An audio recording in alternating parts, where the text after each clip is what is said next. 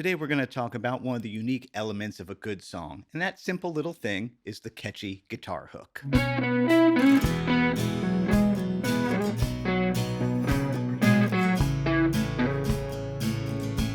I'm Eric Haugen. Check the description box below for tabs and backing tracks on my website, information about exactly what sound tools I'm using today, live streams and more on Patreon, and my deep dive courses. It's all on my website.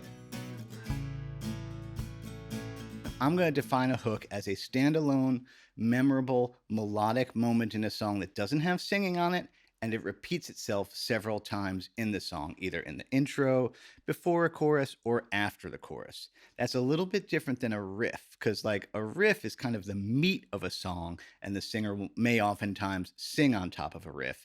And that's a little bit different than like a short solo or an interlude, because those might not appear the same every time. So that's, there's overlap for sure, but they're a little bit different. And in fact, okay, let's look at some of the ways that hooks are built. One easy way to generate a catchy hook is to just pull the vocal melody and put it on the guitar, like Dave Davies does in Waterloo Sunset.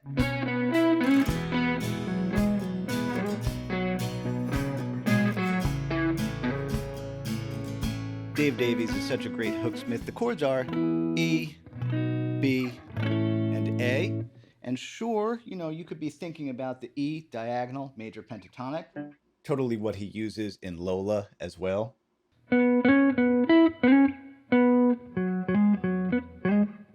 Which is totally Ray's vocal melody. I will point out the articulation though.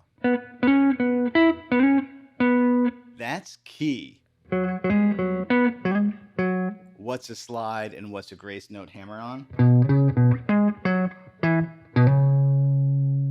I changed it a little bit the second time through.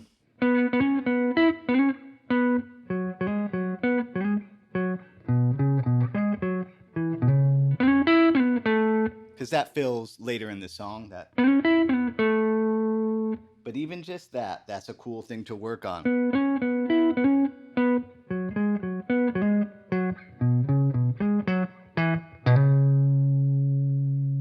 Okay, another example of this would be Pixies' Valoria.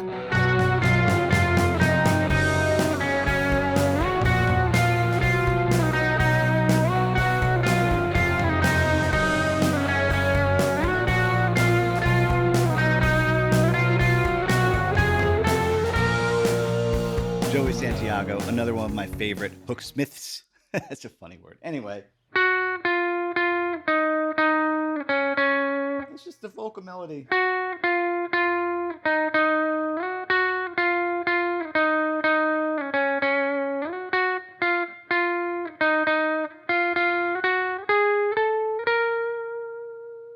Sometimes we can create a hook by listening to the other elements of the arrangement and kind of pulling that onto the guitar, like the bass or the keyboards or the other guitar player or something else. Hey, let's let Mike Campbell explain how he came up with the little octave hook for the waiting. And I remember playing bass on the track. And what's curious about that guitar part,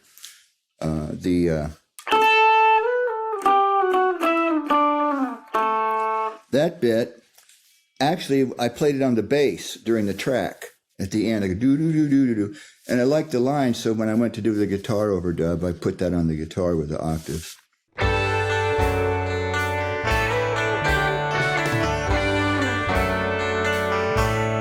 This little octave lick is the most difficult lick in the lesson. Getting this up, back, down.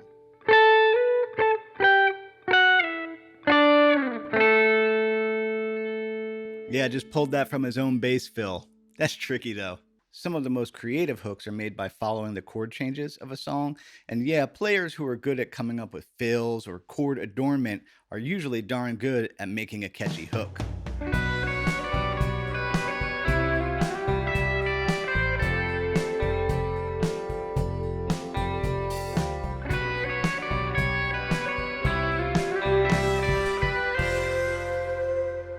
So the chords that are happening under that hook are B minor, C, and F. All right, we can kind of see that it starts with a B minor with triplets. here's the C chord, which, like, we're going to talk about Soul Man in a little bit. That's kind of like thinking about that. Look at that tone there. That's part of that F chord. And the second time around, similar. Here's the C. Then to that C tone, which, yeah, that's also part of an F. Okay, well, now let's look at Soul Man. So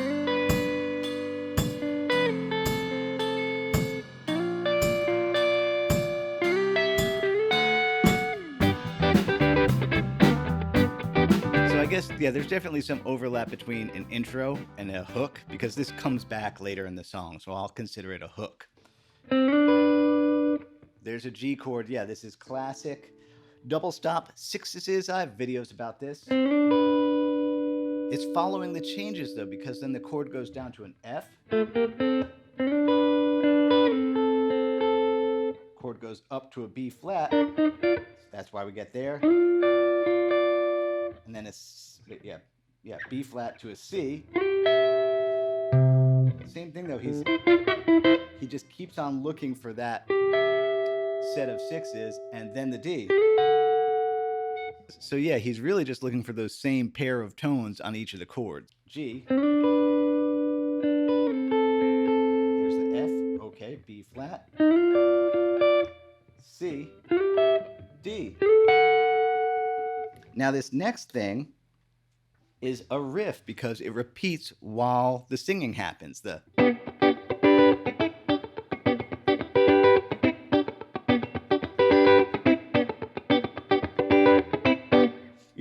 yeah, you can consider that a hook, but I consider that a riff.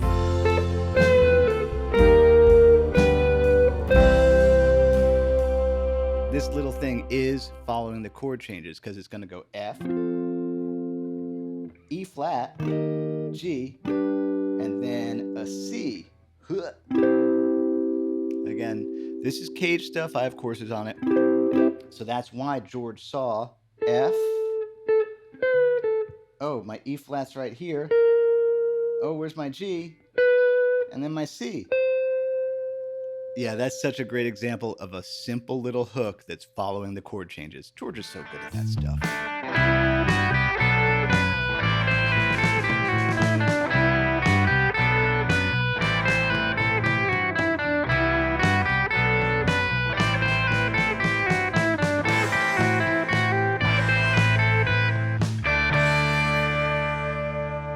Richard Lloyd's definitely an enigma. This one sort of follows the chord changes. It's sort of D-mixolydian, but it's also sort of following the chord changes, because the walk down that's happening is like a C to an A minor 7. I could see the starting point.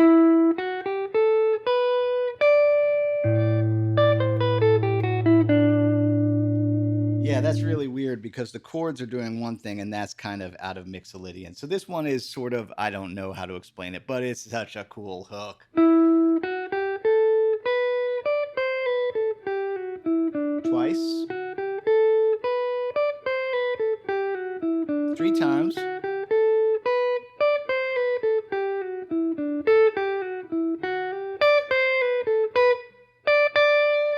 Let's look at that final phrase one more time.